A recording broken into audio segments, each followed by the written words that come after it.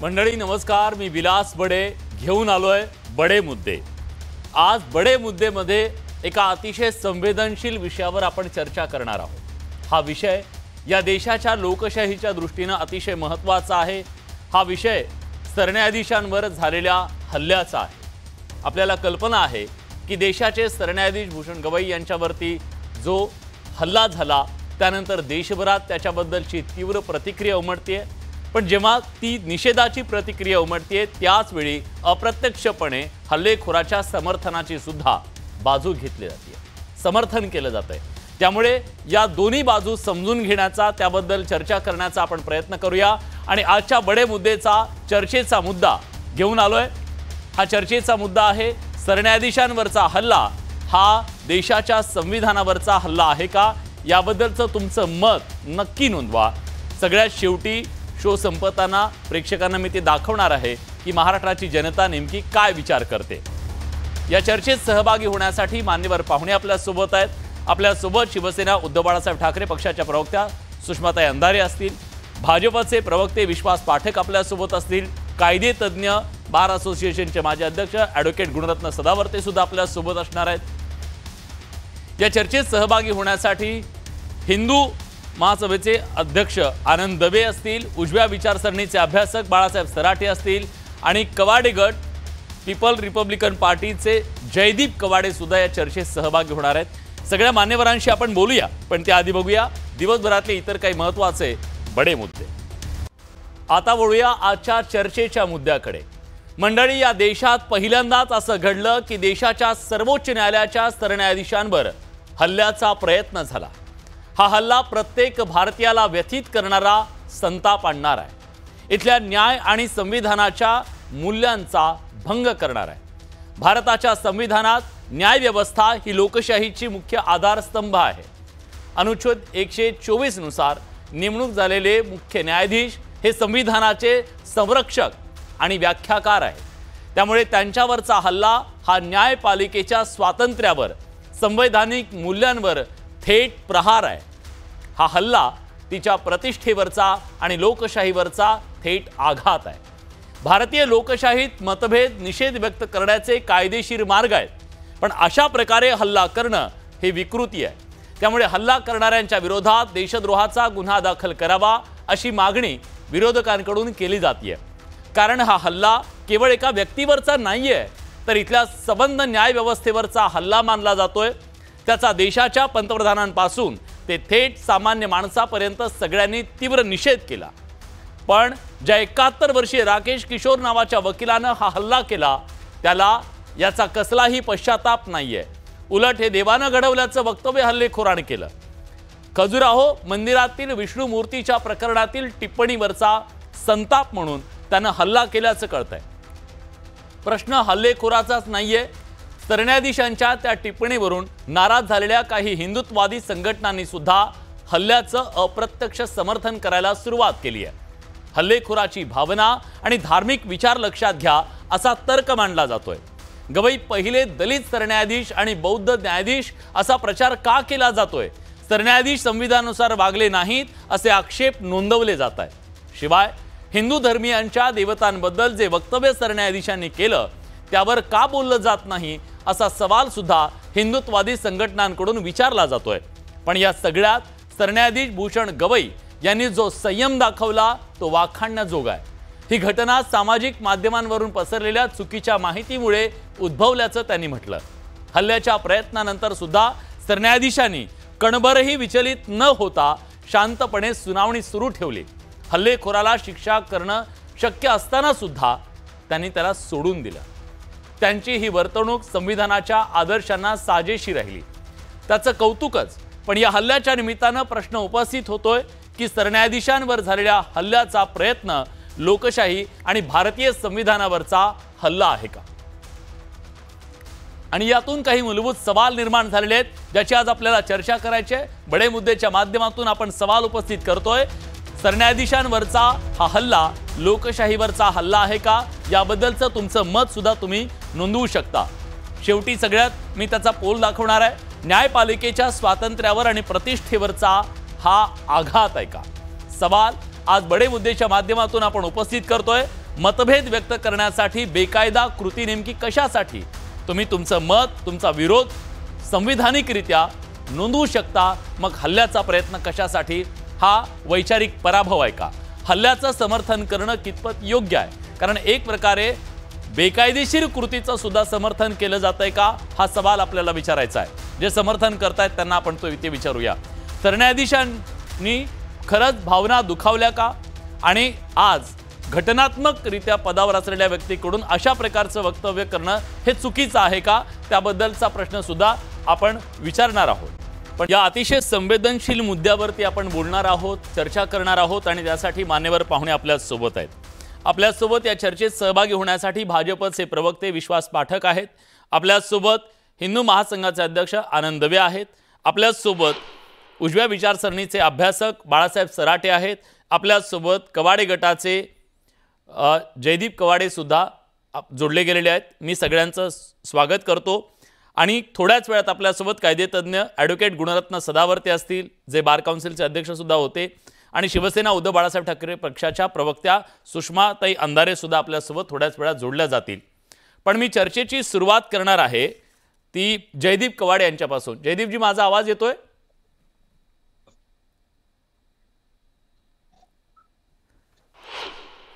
मला आपला आवाज येत आहे, मला बोला. हां जयदीपजी, सुरुवातीला मला या संपूर्ण प्रकरणावरची तुमची भूमिका जाणून घ्यायची आहे. हा सरन्यायाधीशांवरचा हल्ला या देशाच्या लोकशाहीवरचा हल्ला आहे का?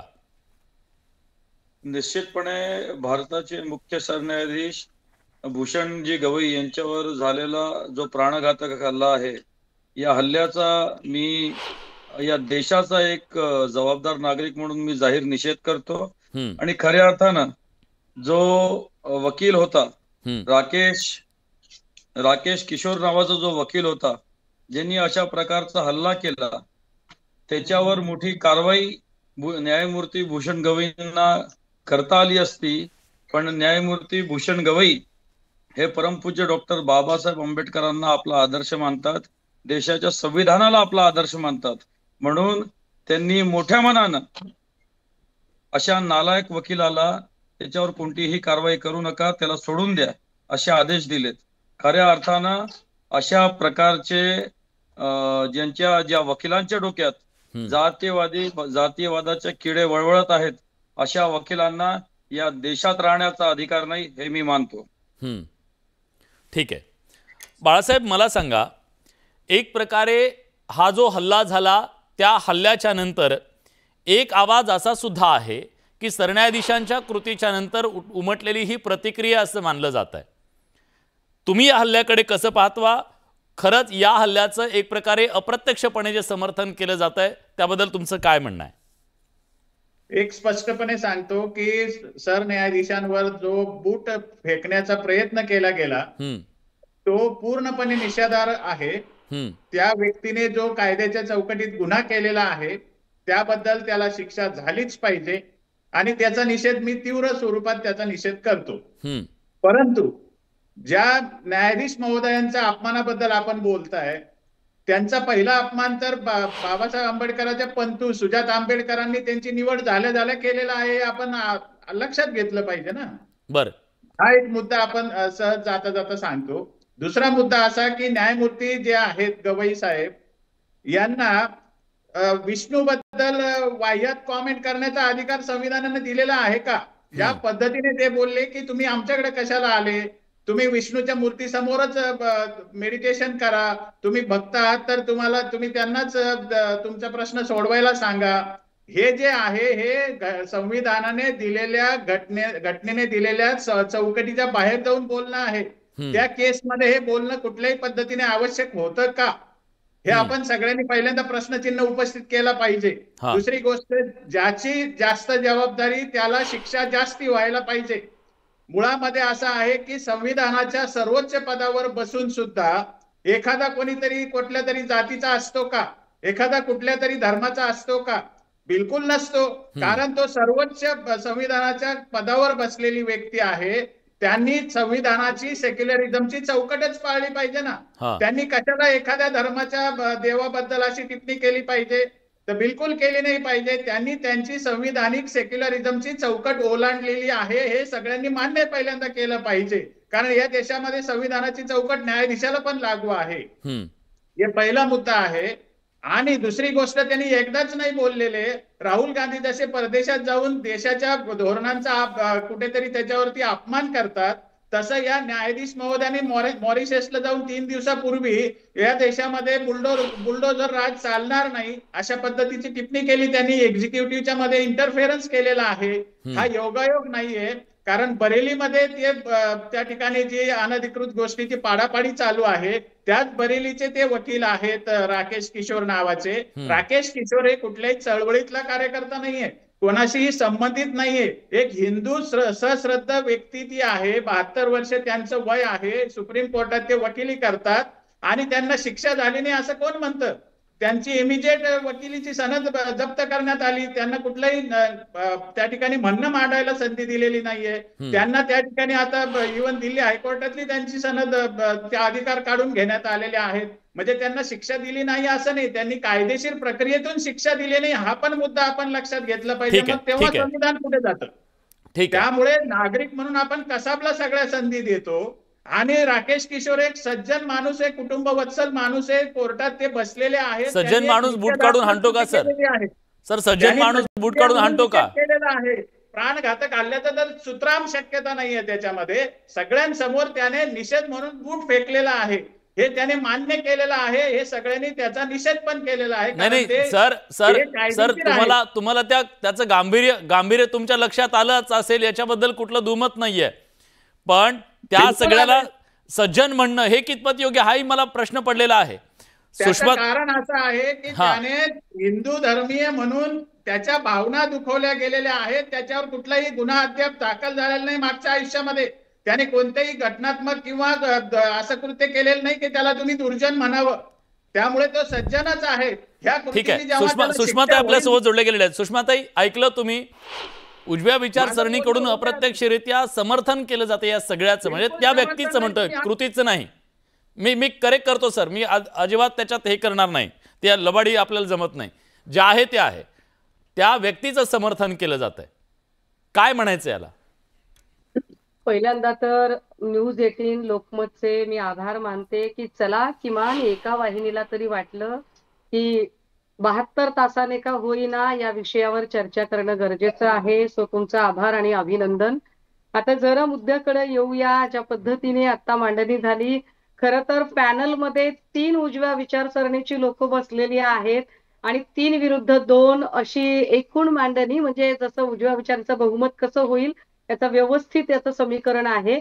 पण तरी सुद्धा आता जे काही मुद्दे मांडले, मी जरा आठवण करून दिली पाहिजे. चंद्रकांत पाटील मंत्री महोदय असताना चंद्रकांत पाटील यांच्यावर पिंपरी चिंचवड मध्ये एका व्यक्तीने पेनातली शाई फेकली होती आणि त्यावर चंद्रकांत पाटील म्हणाले की जाऊ दे, सोडून द्या, आम्हाला काही बोलायचं नाही. म्हणजे सेम जसा प्रत्येक वेळेला एक पवित्रा घेतला जातो आणि तो घेणं सुद्धा त्या लौकिकाला साजेसा असतो, जो आताही भूषण गवईंनी पण घेतला. जो पवित्रा त्यांनी घेतला होता, तो पवित्रा घेतल्यानंतर सुद्धा शाई फेकणाऱ्या, खरं तर शाई फेकण्याने जीव जात नाही, लक्षात घ्या, पण शाई फेकणाऱ्या व्यक्तीवर 307चा गुन्हा नोंद झाला होता, याची माहिती असावी. आता शाई फेकल्यावर 307चा गुन्हा नोंद होतो, त्याच ठिकाणी एक व्यक्ती, या देशाची सर्वोच्च न्यायसंस्था, ज्या न्यायसंस्थेला संसदीय कामकाजात एखादा कायदा होतो तो कायदेशीर आहे की नाही हे ठरवण्याचा अधिकार आहे, अशा अधिकार पदाच्या खुर्चीवर बसलेली व्यक्ती, बरं ती एकटी आहे का त्या डायसवर? नाही, त्याच्या आजूबाजूला अजून इतर न्यायाधीश बसलेले आहेत. एरवी आपण कोर्टाच्या वर नुसती टिप्पणी केली तरी कोर्ट ऑफ कंटेम्प्ट केला जातो आणि त्याच्यावर गुन्हा नोंद होतो. परंतु एक व्यक्ती बूट फेकते आणि बूट फेकताना इतरही न्यायाधीश आहेत, एकूण संपूर्ण न्यायपीठाचा तो अवमान आहे, एका व्यक्तीचा नाही, तो संपूर्ण न्यायपीठाचा, या देशाच्या सर्वोच्च न्यायसंस्थेचा अपमान आहे. विशेष ती व्यक्ती एका अवर्ण समूहातून येते म्हणून तो अवमान आहे. मी पुन्हा एकदा रिपीट करते आपल्या चॅनलवर अत्यंत जबाबदारीने, नाही, ती कुठल्याही व्यक्ती समाजातून आली एका- तर अपमानच आहे ना. त्याला जातीचं कोंदण द्यायची पुन्हा काय आवश्यकता आहे? नाही, त्याला जातीचं कोंदण मला द्यावं. हा विलासजी, मला त्याला जातीचं कोंदण द्यावं लागेल. मला वाटलंच होतं की असं म्हटलं जाईल की याला जातीचं काय कारण आहे. तर त्याचं माझ्याकडे लगेच उत्तर तयार आहे. एक व्यक्ती होती जी उच्चवर्णीय होती आणि उच्चवर्णीय व्यक्तीने म्हटलं की भिस्की में विष्णू बसे है, रम में बसे है राम. आणि त्या व्यक्तीला भाजपने प्रवेश दिला कारण ती व्यक्ती अवर्ण नव्हती, ती व्यक्ती प्रस्थापित समूहात नव्हती. प्रस्थापित समूहातली व्यक्ती जेव्हा काही टिप्पणी करते तेव्हा त्याला किती शिक्षा करायची? मनुस्मृतीने सांगितलं ना. मनुस्मृतीने सांगितलं की अवर्णातली एखादी व्यक्ती जर प्रस्थापितातल्या स्त्रीला जर छेडखानी करत असेल, विनयभंग करत असेल, तर त्याला देहदंडाची शिक्षा झाली पाहिजे. पण प्रस्थापित व्यवस्थेतल्या एखाद्या पुरुषाकडून अवर्णातल्या स्त्रीची जर छेडछाड होत असेल तर मात्र त्याला 18 रुपयाचा दंड करावा. म्हणजे 36 रुपये ज्याच्या खिशात आहेत तो 2 वेळा छेडछाड करू शकतो. म्हणजे कोण कुठल्या समूहातनं येतं हे फार मॅटर करतं. किरण रिजिजू यांचं स्टेटमेंट आल्यानंतर किरण रिजिजूंच्या बद्दल काय केलं गेलं, माझ्याकडे अशी अनेक ठीक आहे. आपण त्यात नको जायला, मला बाकी पाहुण्यांकडे पण जायचं आहे. मुद्दा हा आहे की त्या व्यक्तीला कारवाई का झाली नाही तुमचं म्हणणं आहे. मी उत्तर घेतो. भाजपचे प्रवक्ते विश्वास पाठक आपल्या सोबत आहेत. त्या व्यक्तीवर लक्षात घ्या, त्या व्यक्तीवर नुसता कोर्ट ऑफ कंटेम्प्ट नाही तर त्या व्यक्तीवर अॅट्रॉसिटी सारखा सुद्धा गुन्हा दाखल झाला पाहिजे. या देशातल्या सर्वोच्च न्यायसंस्थेच्या सरन्यायाधीशांवर त्यांना न्याय मागता येत नसेल तर काय उपयोग आहे त्या व्यक्तीचा? काय कारण, काय अट्रॉसिटी करण्याचं कारण सांगा ना. ते न्यायाधीश आहेत तिथे ओपन मधून तिथे जाऊन बसलेले आहेत, ते बौद्ध आहेत, ते कुठलेही त्यांना जातीचा संबंध नाही. अट्रॉसिटी कशी होणार त्यांचं? न्यायाधीशाच्या विरुद्ध एखाद्या गोष्ट झाली तर अट्रॉसिटी कशी होते? संबंधित व्यक्ती ही अमुक एका जात समूहातून आलेली आहे म्हणूनच त्या व्यक्तीबद्दल बौद्ध म्हणून आहेत, ते तिथे जात नाहीये त्यांना. 75 वर्षापूर्वी त्यांच्या फॅमिलीने बौद्ध धर्म स्वीकारला आणि त्यांच्या 3 पिढ्या गेलेल्या आहेत. ते बौद्ध म्हणून जन्मलेले आहेत. ठीक आहे. नाही चॅनल विलास भैया, चॅनलने इतक्या महत्वाच्या विषयावर चर्चा भरवली खरी, पण चर्चा भरवताना जो कोरम आहे तो कोरमच अशा पद्धतीने तुम्ही ठेवता की त्याच्यामध्ये 3 उजव्या तुम्ही सक्षम आहेत ना. आम्ही असे कोणी आणलेलं नाही, तुमच्यासारख्या अभ्यासू मांडणी करणाऱ्यांना बोलवलेलं आहे. ज्या माणसाला अॅट्रॉसिटीचा अर्थ कळत नाहीये किंबहुना कळला तरी जाणीवपूर्वक जो माणूस त्याला अॅट्रॉसिटीकडे घेऊन शकत नाहीये. ठीक आहे. बर त्या मुद्द्यावर येतो. मला अजून 2 पाहुण्यांना या चर्चेमध्ये आणायचं आहे. मुद्दे वेगवेगळे आहेत. विश्वास पाठकजी, देशाच्या सरन्यायाधीशांवरती जेव्हा हल्ला होतो, पंतप्रधानांपासून सामान्य माणसापर्यंत सगळ्यांनी त्याचा निषेध व्यक्त केला, पण संबंधित व्यक्तीवरती कठोर कारवाई का झाली नाही हा सवाल उपस्थित केला जातोय. मुळात भाजपची याच्याबद्दलची भूमिका काय? विलासजी, खरं तर सरन्यायाधीशांवर ज्या कोणी व्यक्तीने अशा प्रकारचं कृत्य केलं ते अतिशय निषेधार्ह आहे. त्या व्यक्तीचं बॅकग्राऊंड किती चांगलं असलं, तो जरी 72 वर्षाचा असला तरी त्यांनी हे केलेलं कृत्य हे चुकीचं आहे, त्याचा निषेधच करायला पाहिजे. त्याला डिफेंड करण्याचे कारण नाही. म्हणूनच अतिशय वेगाने आणि ताबडतोब देशाचे प्रधानमंत्री नरेंद्र मोदीजी असो, आपले राज्याचे मुख्यमंत्री असो किंवा सगळ्या नेत्यांनी आम्ही त्याचा विरोधच केला, त्याचा धिक्कारच केला. ते चुकीचंच आहे. आता या सगळ्या गोष्टींवर पार्श्वभूमीवर खरं तर सिरियस चर्चा चालू असताना इथे अॅट्रॉसिटी, मनुस्मृती वगैरे हे घालून एक प्रकारचं डायव्हर्जन आहे आणि आपली मानसिकता दाखवण्याचा हा एक प्रकार आहे. मला एवढंच सांगायचं आहे की त्या वकील महोदयांना, राकेश किशोर, ते स्वतः वकील आहेत, जर त्यांना असं वाटलं असेल की माननीय सरन्यायाधीशांनी काहीतरी त्यांची सीमा ओलांडलेली आहे तर तिथे देखील कायद्याचा आधार त्यांना घेता आला असता. ते कोर्टात गेले असते. त्यांनी म्हटलं असतं की सरन्यायाधीश जरी खुर्चीवर बसलेले असले तरी त्यांनी एक व्यक्ती म्हणून कुठेतरी चूक केलेली आहे असं मला वाटतं, म्हणून त्याच्यावर ते ऍक्शन घेऊ शकले असते. आणि मला तर असं वाटतं की सरन्यायाधीशाने देखील अशा व्यक्तीला ताबडतोब कंटेम्प्ट म्हणून तर ऍक्शन जर घेतली असती तर या गोष्टीला चांगला आळा बसलाच असता. आता राहिला प्रश्न सरकारचा, सरकारकडनं नक्कीच याच्यावर ऍक्शन घेतलं जाईल. अशा प्रकारचे कृत्य परत होणार नाही या दृष्टीने सरकार नक्कीच त्याच्यावर कारवाई करेल. ठीक आहे. आनंद वे आपल्या सोबत आहेत. आनंदजी, हा देश लोकशाहीनं चालतो याच्याबद्दल मला वाटतं तुमच्या मनातही कुठलं दुमत असण्याचं काही कारण नाही. मग या देशातल्या लोकशाहीमध्ये प्रत्येकाला जसं अभिव्यक्ती स्वातंत्र्य आहे तसंच न्याय मागण्याचा सुद्धा अधिकार आहे। जर समजा क्षणभर सर्वोच्च न्यायालयाच्या सरन्यायाधीशांकडून एखादी टिप्पणी झाली, त्याच्यामुळे भावना दुखावल्या असतील, तर त्याच्या विरोधात सुद्धा न्याय मागण्याचा अधिकार या देशात आहे। मग बेकायदेशीर कृती करून या देशाच्या संविधानावर हल्ला करण्याचा अधिकार कोणी दिला आणि त्याचं समर्थन कसं काय होऊ शकतं? विलाजी, मला वेळेचं बंधन नेहमी मर्यादा मान्य असतात। मी खूप वेळेवर बोलणार आहे। सुषमाताईंचा प्रत्येक मुद्दा मी खोडू शकतो, पण त्या विषयावर मी आत्ता जाणार नाही। तरच महत्वाचं एक लक्षात घेऊ आपण, जज साहेबांच्या एका भूमिकेला, एका मताला ती रिएक्शन होती सगळ्यात पहिलं, आणि ती व्यक्तिगत होती ना। असं कुठे घडलंय का की किशोर साहेबांनी संपूर्ण न्याय व्यवस्थेवर अविश्वास दाखवलाय? आता सुद्धा आपण जे मागचे 3 दिवस चर्चा करतोय, गवई या एकट्या साहेबांचं आणि किशोर असं व्यक्तिगत सगळे जण असतात, ते कुठं बसले? ते व्यक्ती राहत नाही तिथं। ते जेव्हा डायसवर बसले तिथं व्यक्ती राहतात का? विलाजी, मला पूर्ण बोलू द्या प्लीज। तुम्ही मध्ये बोला, मी मला अर्थच नाही ना माझ्या बोलण्यात। नाही, तुमचं काय सगळंच ऐकून थोडंच घेणार मी, प्रतिप्रश्न विचारणार ना तुम्हाला। चर्चा होत 3 दिवस चर्चा होत असताना दुसऱ्या 2 न्यायाधीशांची नावं सुद्धा घेतली जात नाहीत। आपण तिथं जात काढतोय, न्यायाधीशाची गरजच नाहीये। माझं म्हणणं काय माहिती का, कोणीही या गोष्टीचं समर्थन करायला नाही। किशोरांना शिक्षा सुद्धा व्हायला पाहिजे, ही आमची भूमिका आहे। पण तुमच्या विष्णूकडे जा आणि तुमची भूमिका मांडा। हे हिंदूंचा अपमान करणारं वाक्य नाहीये का, हे मला सांगा सगळ्यात पहिलं। मग जर असंच करायचं, मग न्याय व्यवस्था गरजच नाही। देवाला नवस करा, नारळ फोडायचा, नारळ इकडे वाढलं की त्याची जागा, नारळ इकडे वाढलं तर त्याची जागा, असं करून टाका। माझा स्पष्ट आरोप आहे, गवई साहेबांनी अंधश्रद्धा वाढवणारं ते विधान केलंय। तुम्ही देवाकडे जा, याचा अर्थ असा की आमच्याकडे यायच्या आधी तुम्ही देवाकडे जा। आम्ही पुरोगामी महाराष्ट्रात राहतो, आम्ही पुरोगामी भारतात राहतो, आणि हे जे वाक्य आहे ते एखाद्या मुस्लिम समाजाविषयी, एखाद्या ख्रिश्चन समाजाविषयी गवई साहेबांनी पुन्हा एकदा बोलून दाखवावं की तुमच्या वक्ते आहेत ना, तुम्ही अल्लाकडे जा, आम्हाला सांगून दाखवा, आम्ही ते मान्य करू। लक्षात घ्या, जर गवई साहेबांचं म्हणणं आता कुठेतरी येते की कुठेतरी ते बोलताना चुकलेत, बोलताना नको होतं बोलायला, तर त्यांनी एक स्टेटमेंट द्यावं ना की मला असं म्हणायचं नव्हतं, माझी अशी भूमिका नव्हती। त्यांनी एका अर्थी किशोरजींना माफ करून स्वतःच्या भूमिकेचं त्यांनी माघार घेतली, असं सुद्धा दिसतंय। असं सगळं घडत असताना हिंदूंना फक्त चेपायचं, हिंदूंना फक्त दाबायचं। तुम्ही विष्णूची पूजा करतायत नसतं, तुम्ही शंकराची पूजा करा, हा काय प्रकारे मला कळत नाही।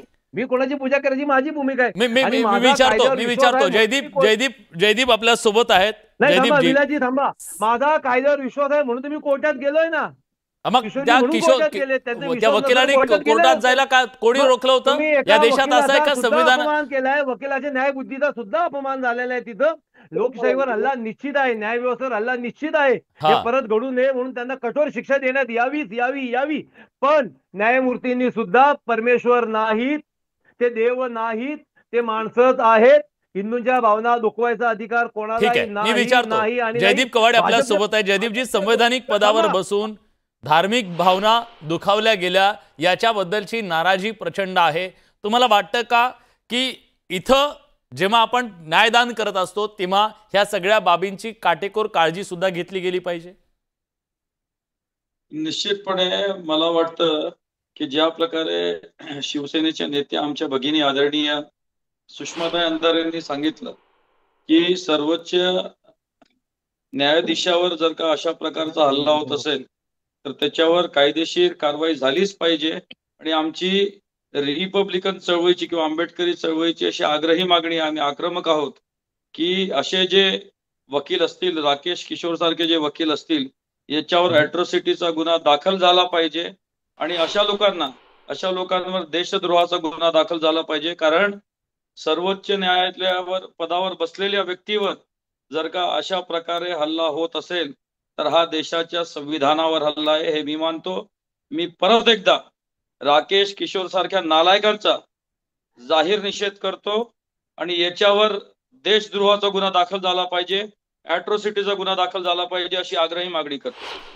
ठीक आहे सर, एक मुद्दा आहे बाळासाहेबजी, साधारणपणे आपल्याला पाहायला मिळतं की एखाद्यानं गुन्हा केलेला असेल त्याचं खणून चौकशी करून सगळं करून सुद्धा त्याला दहशतवादी ठरवणं, देशद्रोही त्याला ठरवणं, देशद्रोहाचे गुन्हे दाखल करणं, अशा प्रकारचे आरोप सातत्याने विरोधकांकडून केले जातात।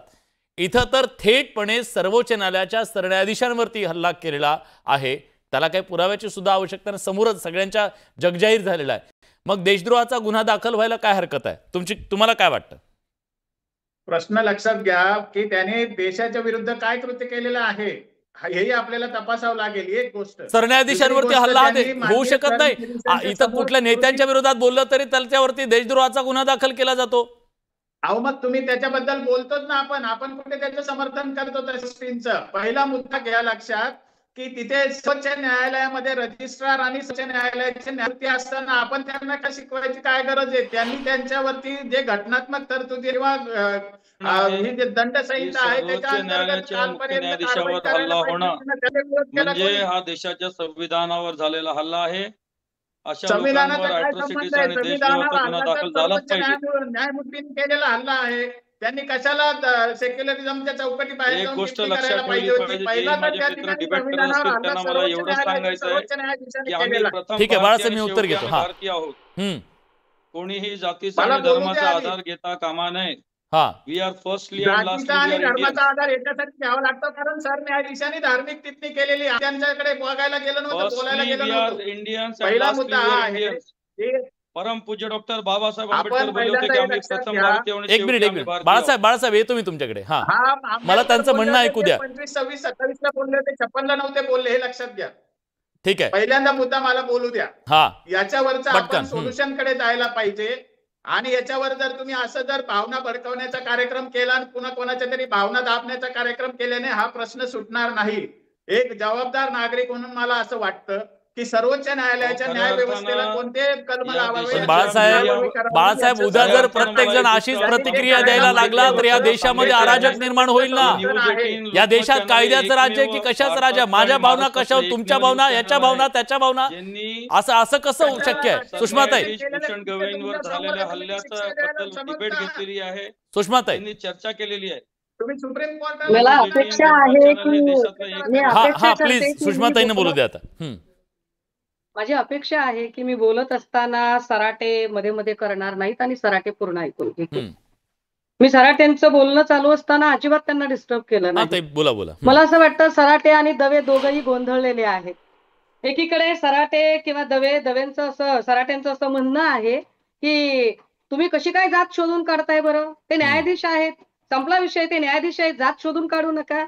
आणि दुसरीकडे तेच सराटे आणि दवे असं म्हणतात की अहो त्यांनी काय टिप्पणी केली ती बघा, ते कोण आहे ते बघा, त्यांनी काय, जर त्यांनी टिप्पणी केली आणि त्या टिप्पणीवर तुमचा आक्षेप असेल तर तो आक्षेप तुम्ही दोन पद्धतीने, तुम्हाला हिंसक पद्धतीने तो आक्षेप काढायचा आहे का? चला 1 मिनिटासाठी मान्य केलं तुम्हाला हिंसक पद्धतीने करायचंय, तर मग ते कुठल्याही एखाद्या पब्लिक प्लेसमध्ये आणि कार्यक्रमात असते तर तुम्ही तुमचं हिंसक जे काही तुमची प्रतिक्रिया ती दिली असती. एक दुसरं असं की तुम्हाला, कारण तुम्हाला हिंसकच कळतं, तुम्हाला संविधानिक काही कळतच नाही मुळात, तुम्हाला सनदशीर वगैरे तुमचा आणि संविधानिक आणि सनदशीरचा विवेकाने वागण्याचा संबंधच नाहीये. पण समजा सराटे मला आता बोलू द्या. आणि दुसरी गोष्ट अशी की जर तुम्ही त्याला संस्था म्हणून मान्य करताय की त्याची जात कशाला काढताय त्या माणसाची, तर मग तुम्ही तिथे का बरं हल्ला केला? आणि जर तुम्ही संस्था म्हणताय तर एका देशाच्या सर्वोच्च न्यायसंस्थेवर हल्ला झाला हा राष्ट्रद्रोह नाही? अरे तुम्ही साधा एक पेनाची शाई फेकली तर तुम्ही 307चा गुन्हा दाखल करता आणि काय भडकाऊ वक्तव्य सांगतायत सराटे की भडकाऊ वक्तव्य करतायत. अरे जेव्हा संग्राम भंडारे, पडळकर किंवा राणे किंवा ही सगळी माणसं भडकाऊ वक्तव्य करतात तेव्हा सराटेसारख्या लोकांचं डोकं कुठे गेलेलं असतं? काय यांना कळत नाहीये का की या देशाच्या सर्वोच्च न्यायसंस्थेवरती हा हल्ला आहे? काय यांना कळत नाहीये का की 8 तास लागतात या देशाच्या राष्ट्रप्रमुखाला व्यक्त व्हायला? जर देशाचा राष्ट्रप्रमुख 8 तास व्यक्त व्हायला लावत असेल, आता तिसरी गोष्ट थांबा जरा. सराटे थांबा, फार ऐकलं तुमचं, मी फार ऐकलं तुमचं. आपण एकमेकांचा सन्मान ठेवा प्लीज प्लीज, वैयक्तिक नको. तुम्हाला सराटे फार कळायला लागलं तुम्हाला? ऐकून घ्या. डोक्यावर बसाल का आमच्या? डोक्यावर बसता का तुम्ही? नाही प्लीज वैयक्तिक नको, आपण मुद्दे मांडा प्लीज प्लीज प्लीज. ही आपण सुषमाताई विलास भैया, तुम्ही एखाद्या वेळेला गुणरत्न सदावर्ते आम्हाला विचारायचा होता गुणरत्नला प्रश्न की भाषा संविधानिक ठेवा, भाषा संविधानिक ठेवली पाहिजे. तुम्ही बाजू घेता ना, बाजू घेणार. संविधान तुमच्यासाठी पण आहे, संविधान काही तुमच्यासाठी नाही की एकाला एक न्याय देता आणि दुसऱ्याला दुसरा न्याय तो देता. तुम्ही लावता एकाला एक न्याय, तुम्हाला दुसरा न्याय. आम्ही ठीक लावत आहे नाही. सुषमाताई मी त्यांचं उत्तर घेतो, मी त्यांचं उत्तर घेतो. तुम्ही त्याला, तुम्हाला अंडूपांडू वाटते का ही गोष्ट? बाळासाहेब बोला. त्या पद्धतीने नाही चालणार नाटक. हा सुषमाताई मी त्यांचं उत्तर घेतो. बाळासाहेब बाळासाहेब हा, सर. उत्तर द्या. सांगा ना कशाबद्दल उत्तर पाहिजे. आम्ही कोणतं उचकवण्याचं वक्तव्य केलेलं आहे. आम्ही संविधानाच्या चौकटीतच आमचा न्याय मागतोय ना. आम्हाला हे माहिती आहे ना की आमच्या परमेश्वरबद्दल कोर्टाच्या नाही, त्यांचं म्हणणं आहे आता हिंदुत्ववादी नेत्यांकडून ज्या प्रकारची वक्तव्य केली जात आहेत, भडकवण्याची वक्तव्य केली जात आहेत, त्याच्याबद्दल तुम्ही का बोलत नाहीयेत? अहो मी बोललेलो आहे. मी बोलत नाही यांना काय माहितीये. मी बोलतो पडळकरांनी चुकीचं वक्तव्य केलं असं मी बोललेलो आहे. राणेने श्लोक म्हटले, रिधुरीने काही श्लोक म्हटले का? श्लोक कोणी? म्हटले त्यांनी. हे भडकावलं नव्हतं का? राणेने जे अरे केलं मग ते काही त्यांचा विचार संस्कृतचे श्लोक आणि पूजा अर्चा होती का? त्यांना विचारा ना तुम्ही. मी काय पडळकरांना असं बोलताय का? मेंदू गहाण टाकलाय. ठीक आहे सुषमाताई मी विचारतो मेंदू गहाण टाकला का तुम्ही? ठीक आहे सुषमाताई मी विचारतो. आनंद दवेजी ज्या प्रकारच्या भावना आता या पद्धतीनं दुखावल्या गेल्या समजा सरन्यायाधीशांच्या त्या वक्तव्याच्या नंतर, पण भडकाऊ विधानं ज्या प्रकारची केली जात आहेत, हिंदुत्ववादी नेत्यांकडून ज्या प्रकारची भडकाऊ विधानं केली जात आहेत, त्या सगळ्याच्या बद्दल सुद्धा तुमची प्रतिक्रिया काय येत नाही? मग नाही, माझ्या पाहणीत तरी आतापर्यंत एकाही हिंदुत्ववादी कार्यकर्त्यांनी किंवा पदाधिकाऱ्यांनी भडकाऊ विधाने केलेली नाहीत. आम्ही आमची भूमिका मांडली की आमच्या देवाचा एकेरी उल्लेख नको होता. आमच्या देवाची टिंगलावा नको होतं की जा विष्णूला सांगा तू तुझी मूर्ती आवरून घे. हा सुद्धा आमच्या धर्माचा अपमान आहे. आणि सगळ्यात महत्वाचं अंधश्रद्धा वाढवणारं ते विधान वाटलं आम्हाला. मग त्याच्यावर आम्ही व्यक्त व्हायचंच नाही का? लोकशाहीनेच अधिकार दिलाय. त्या खुर्चीने ऐका ना सुषमाताई, तुम्हीच काय अँकरिंग करा. तुम्हीच करा अँकरिंग. विलाजी तुम्ही या साईडला. तुम्ही लोकांना सांगता माझ्या मध्ये बोलू नका. माझ्या कशाला मध्ये मध्ये बोलता तुम्ही? मग न्यायाधीशांनी ती मर्यादा नाही, त्यांचं म्हणणं आहे संग्राम भंडारे सारख्या व्यक्तींनी जे वक्तव्य केलं त्याच्याबद्दल तुमचं काय मत आहे? मी विचारतो ताई मी विचारतो. त्यांना सांगा चर्चेची एक वेळ असते अर्धा तास पाऊण तासाची. प्लीज थांबा मला त्यांना विचारू द्या. त्यांना एक सगळ्यात महत्वाचं सांगा, चर्चेची अर्धा तासाची वेळ असते, विषयांतर करू नका. आणि जो व्यक्ती उपस्थित नाहीये कशाला बोलायचं? तुमच्या हिंदुत्ववादी नेत्यांमध्ये धमक नाही राहिलेली कोणाची? शिवसेनेत कोणाची धमक नाही राहिली की आमच्या देवाचा का अपमान केला? एवढं भोगतोय आपण तरी सुद्धा तुम्हाला धमक होत नाहीये की का आमच्या देवाचा अपमान होतोय, का विष्णूचा अपमान होतोय, का अंधश्रद्धा वसरलं जातं ते? काही नाही. आम्ही सांगतो आमच्या भावना, हिंदूंच्या भावना दुखवल्या गेल्या ते निश्चित आहे. किशोरजींनी काय केलं आम्हाला काही देणं घेणं नाही. किशोरजी चुकलेत. पण न्यायमूर्तीचं वाक्य सुद्धा योग्य नव्हतं. सुषमाताई, तुमच्यापेक्षा माझा आवाज 100 पटीने मोठा आहे आणि प्रामाणिक आवाज आहे. आम्ही विचार नाही बदललेले. ठीक आहे, आम्ही भूमिका बदलली. माझा वेळ संपलाय. माफ करा, माझा वेळ संपलाय. पण एक गोष्ट मात्र आहे, या देशातल्या संवैधानिक पदावर असलेल्या व्यक्तीचा सन्मान ठेवणं, त्या पूर्ण यंत्रणा जी आहे त्या सगळ्याचा सन्मान ठेवणं या देशातल्या प्रत्येक नागरिकाचं कर्तव्य आहे. उद्या प्रत्येक संस्थेवरती अशा प्रकारे जर कोणी घाला घालण्याचा, प्रहार करण्याचा प्रयत्न करत असेल तर निश्चितपणे तो लोकशाहीवरचा हल्ला असेल, यात कुठलंही दुमत नाही. पण त्याचबरोबर या पदावर बसलेल्या सगळ्यांनी सुद्धा वक्तव्य करत असताना त्याच बाबतीत सुद्धा काळजी घेणं तितकंच गरजेचं आहे. आपल्यामुळे भावना दुखावणार नाहीत याची काळजी घेणं गरजेचं आहे. पण सरन्यायाधीशांवरचा हा हल्ला लोकशाहीवरचा हल्ला आहे का, हा प्रश्न जेव्हा महाराष्ट्राला विचारला आपण, तेव्हा काय उत्तर आलंय हे जाणून घेऊया. 78% लोकांना वाटतंय होय हा लोकशाहीवरचा हल्ला आहे, 22% लोकांना नाही असं वाटतंय. या देशातली लोकशाही ही ज्या प्रमुख 4 खांबांवरती उभी आहे, तो प्रत्येक स्तंभ मजबूत राहणं गरजेचं आहे आणि तो टिकवणं आपल्या सगळ्यांची जबाबदारी आहे या देशाचा एक नागरिक म्हणून. आशा करूया अशा प्रकारच्या विकृत लोकांवरती कारवाई होईल आणि यापुढे असे प्रकार घडणार नाही. कुठल्याही स्तंभाला उद्ध्वस्त करण्याचं किंवा त्याच्यावरती नख लावण्याचं काम होणार नाही अशी आशा करूया. आपण या चर्चेत सगळेजण आलात, आपली भूमिका मांडली, त्याबद्दल सगळ्यांचे मनापासून आभार. बडे मुद्देच्या आजच्या चर्चेत आपण इथेच थांबतोय. धन्यवाद.